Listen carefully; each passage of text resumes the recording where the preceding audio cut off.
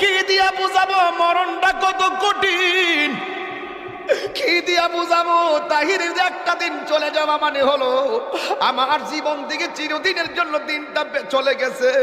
কোটি টাকা দিয়েও এই ঘন্টার সময়টা আনতে পারতাম না।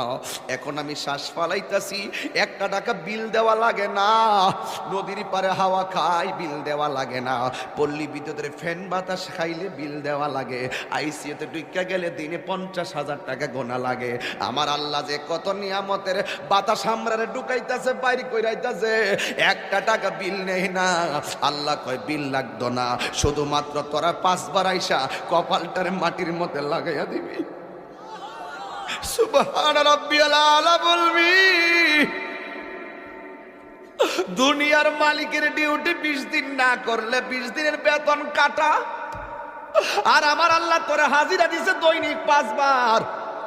1 মাসও হাজিরা দেও না, 2 মাসও দেও না, মাঝে মাঝে সিটারি হাজিরা দাও, কিন্তু আমার আল্লাহ ইচ্ছা করলে তোমার গলার মধ্যে কাটা লাগাইয়া